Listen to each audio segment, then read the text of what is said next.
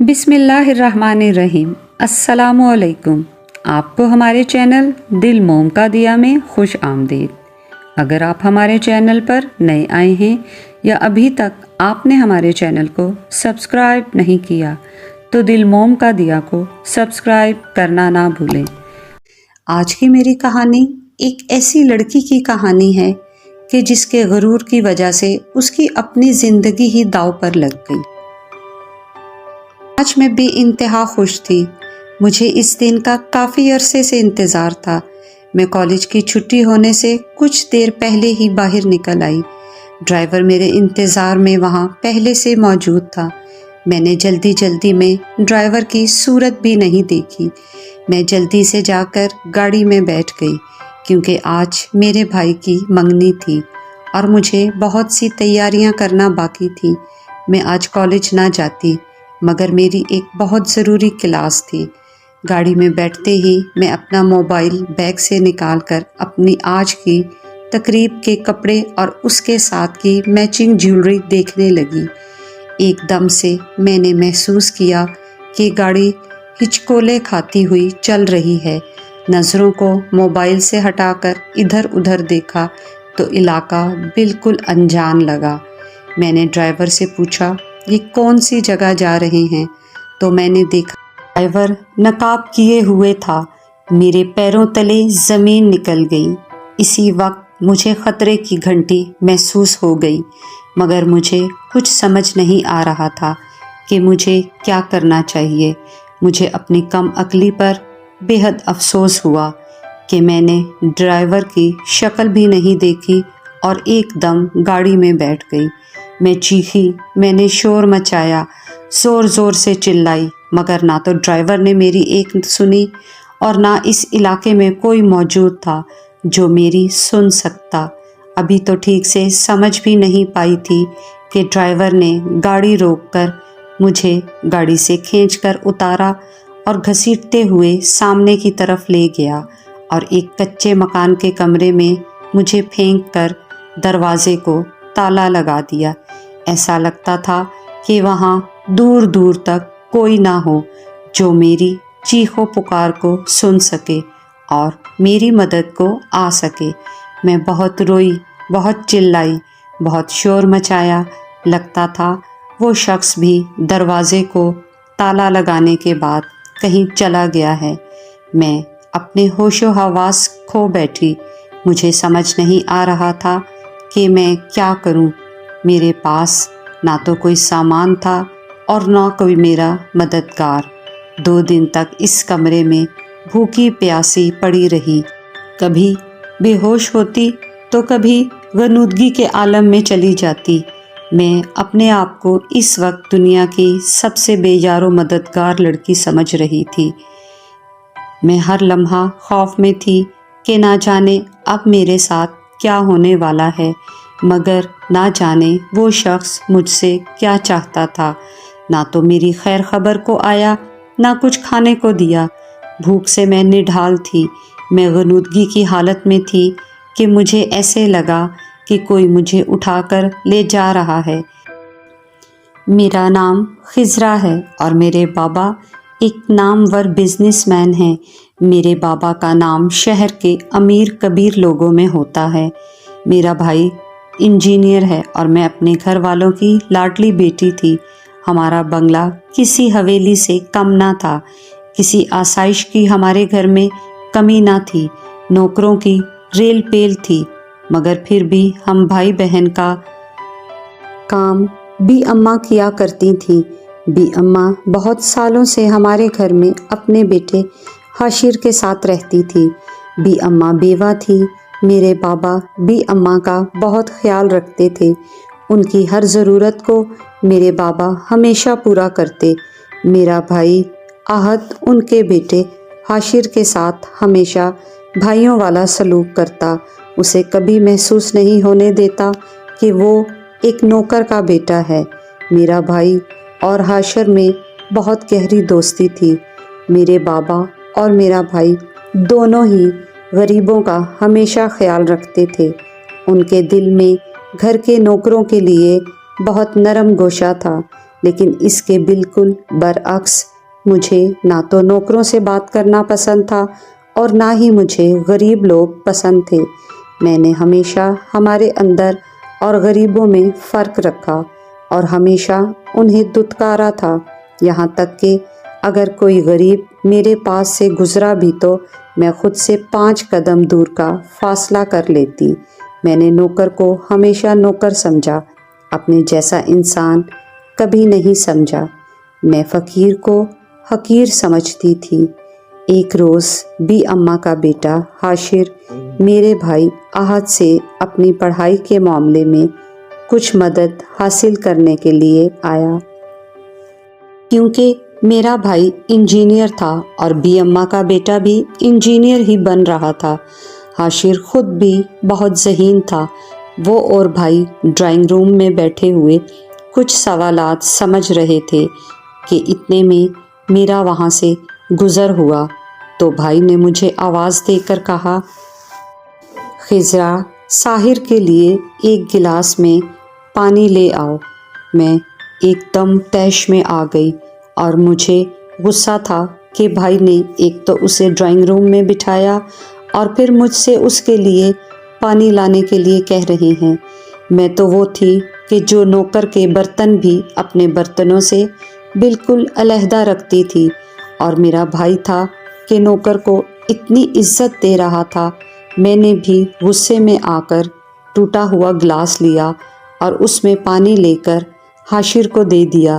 وہ بیچارہ تو معصوم سی شکل لیے میرے ہاتھ سے پانی لے کر پینے لگا، مگر جب میرے بھائی نے دیکھا کہ گلاس ٹوٹا ہوا ہے تو حاشر کو پانی پورا پینے نہ دیا اور اس کے ہاتھ سے گلاس لے لیا اور باورچی خانے میں آ کر مجھ سے کہا، کیا تم میں کوئی تمیز اور اخلاق باقی نہیں رہی کہ کسی کو ٹوٹے ہوئے گلاس میں پانی یا شربت نہیں پلاتے؟ میں نے خاص طور پر حاشر کو سنانے کے لیے کچھ اونچی آواز میں کہا کہ بھائی یہ دیکھیں، میں نے نوکروں کے اور اپنے برتن ہمیشہ علیحدہ رکھے ہیں اور آپ مجھ سے اس کے لیے پانی لانے کا کہہ رہے ہیں۔ بھائی غصے سے باورچی خانے سے باہر چلا گیا اور میں جانتی تھی کہ میرے یہ الفاظ حاشر کے دل پر نشتر کی طرح چبھ رہے ہیں۔ اس واقعے کے کچھ روز بعد ہی بی اماں بڑی خوشی خوشی سے ہمارے گھر آئیں اور کہا کہ میرے بیٹے حاشر نے پوری یونیورسٹی میں ٹاپ کیا ہے۔ ان کے پیچھے میرا بھائی احد اور حاشر بھی تھے۔ حاشر اپنے ہاتھوں میں مٹھائی کا ڈبہ لیے کھڑا تھا۔ اس نے مٹھائی کا ڈبہ میرے آگے بڑھایا مگر میں نے منہ موڑ لیا۔ میرے نزدیک بھلا اس کے ٹاپ کرنے کی کیا اہمیت تھی؟ میں تو غریبوں کو بہت ہی حقارت کی نظر سے دیکھتی تھی۔ مجھ جیسی مغرور لڑکی کسی کی خوشی میں خوش کیا ہوتی؟ اور آخر کار وہ ایک نوکر ہی ٹھہرا، اس نے پورے ملک میں ٹاپ کیوں نہ کیا ہو، ہے تو نوکر ہی، مگر میرے ابا تو بی اماں کی خوشی سے بھی زیادہ خوش تھے، کیونکہ میرے ابا کی محنت رنگ لے آئی۔ حاشر کی پڑھائی پر سارا خرچہ میرے ابا نے اٹھایا اور وہ اس بات پر بے حد خوش تھے کہ انہوں نے ان کے پیسے کا صحیح استعمال کیا۔ یونیورسٹی میں ٹاپ کرنے کی وجہ سے صاحب کو اسکالرشپ ملی اور وہ اگلے 2 دن میں بیرون ملک جانے کے لیے تیاری کر رہا تھا۔ میں اس بات سے کوئی غرض نہیں رکھتی تھی۔ بی اماں بھی اب گاؤں جانے کے لیے پر تول رہی تھی، کیونکہ ان کا کہنا تھا کہ حاشر کہہ رہا ہے کہ اماں آپ کو کام کرنے کی کوئی ضرورت نہیں ہے، میں آپ کے اللہ کے حکم سے ساری خواہشات پوری کروں گا۔ اور بی اماں کا کہنا تھا کہ ان بوڑھی ہڈیوں میں اب گھر گھر جا کر کام کرنے کی طاقت بھی باقی نہیں بچی ہے۔ میں باورچی خانے میں بابا کے لیے چائے بنا رہی تھی کہ وہاں حاشر پانی لینے آیا۔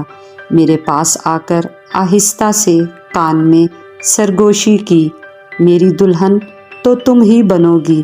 مجھے ایک دم سے اتنی ہنسی آئی اور ہنستے ہنستے میں نے کہا کہ دیکھو ذرا، نوکروں کا لڑکا شہزادہ بننے کی خواہش رکھتا ہے۔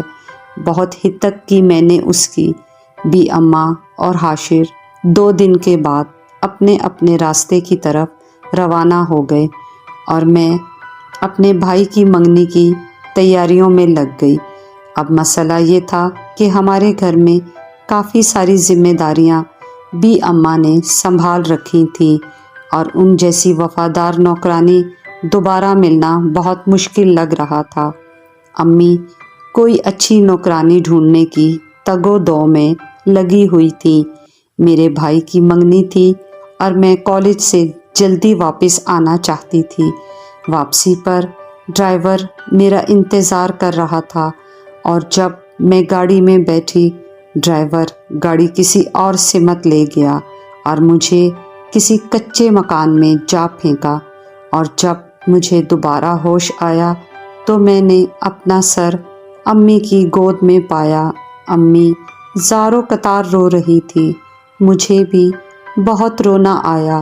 ہم دونوں ہی بہت ہچکیاں لے لے کر رو رہے تھے کہ باہر سے بھائی اور ابا کے چیخنے کی آوازیں آنے لگیں۔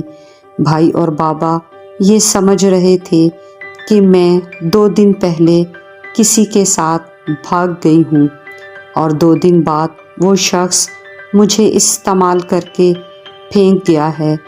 امی مجھ سے پوچھتی رہیں کہ بیٹا بتاؤ تمہارے ساتھ کیا ہوا ہے۔ میں تو خود بھی نہیں جانتی تھی، سوائے اس کے کہ میں ابھی تک پاک ہوں اور میرے نزدیک کوئی نہیں آیا تھا۔ اماں نے بتایا کہ صبح کے وقت وہ لوگ 2 گھر چھوڑ کر کسی جگہ مجھے پھینک گئے تھے۔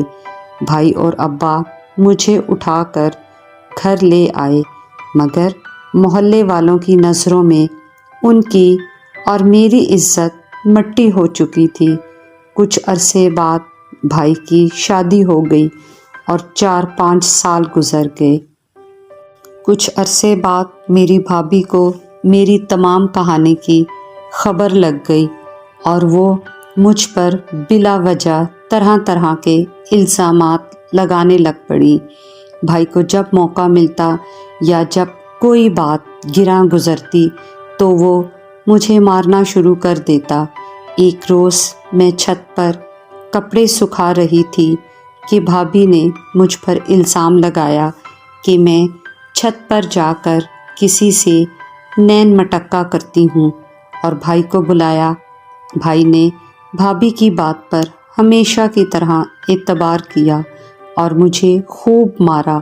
میں روز روز کے جھگڑوں سے تنگ آ گئی تھی۔ اس بار میں بھی چلائی کہ میں بے قصور ہوں، میرا کوئی قصور نہیں ہے، لیکن میری ایک نہ سنی گئی۔ ماں باپ تو اب زندہ نہ تھے کہ میری طرفداری کرتے۔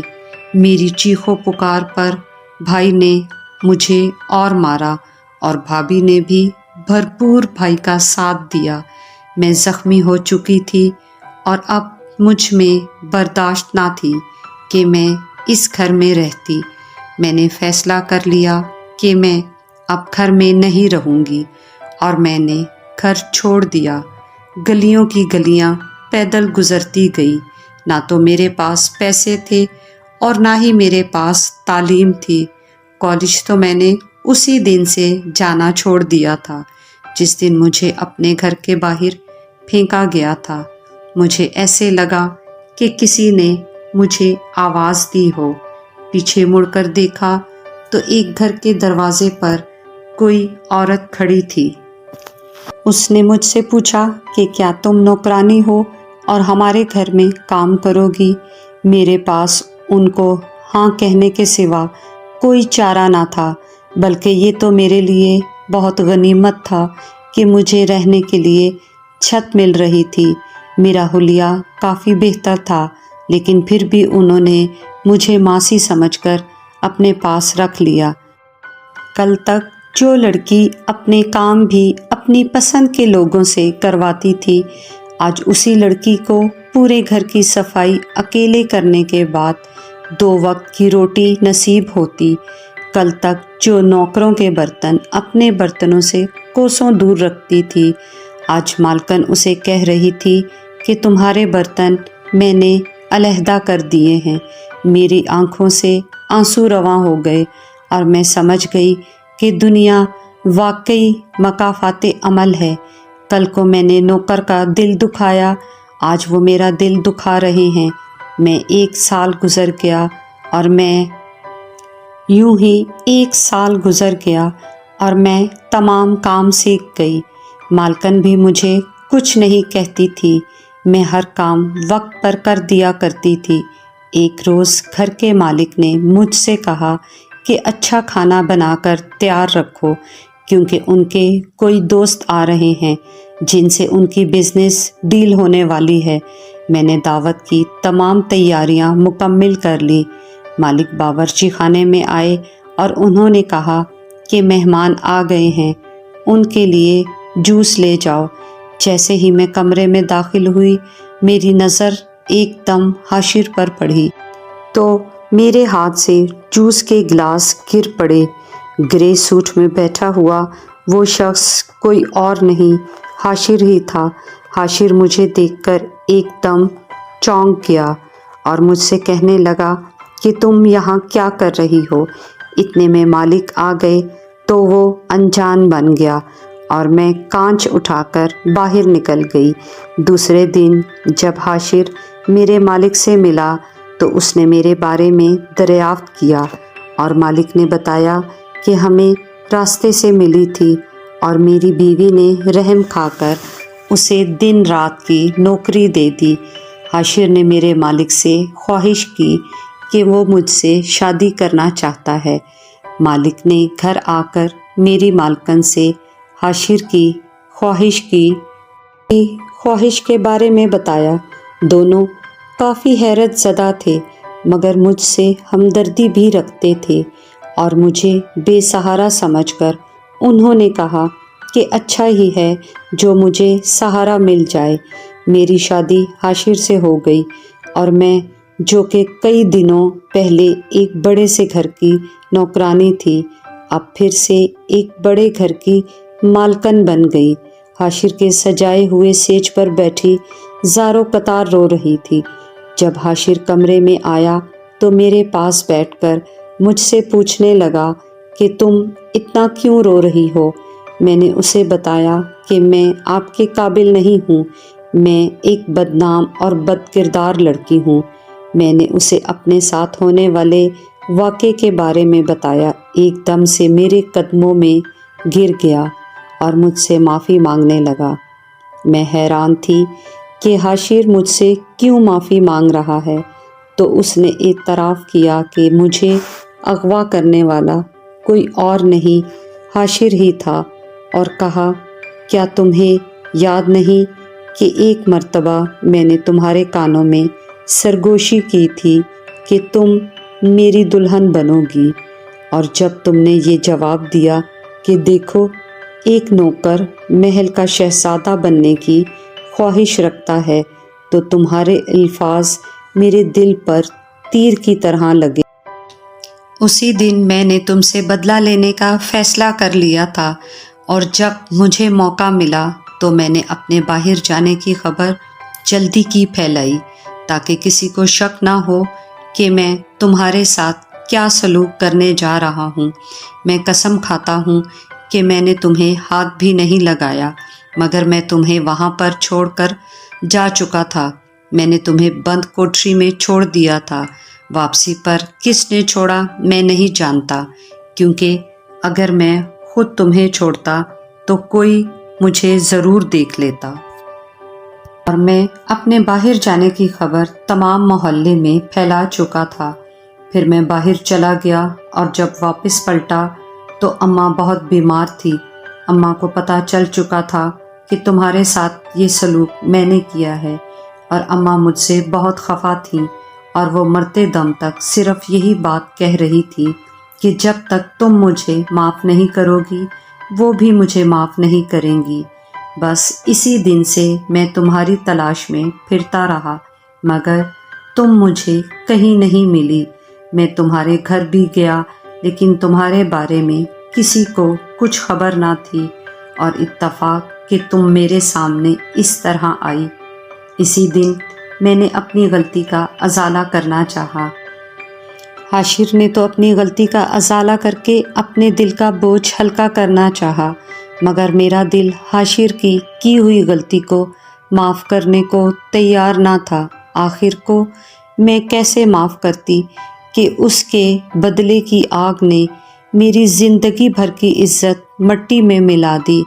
میری ماں باپ کی موت حاشر کی غلطی کی وجہ سے ہوئی اور میں اپنے گھر سے در بدر ہو گئی، مگر میرے پاس حاشر کو معاف کرنے کے سوا کوئی اور چارہ نہ تھا۔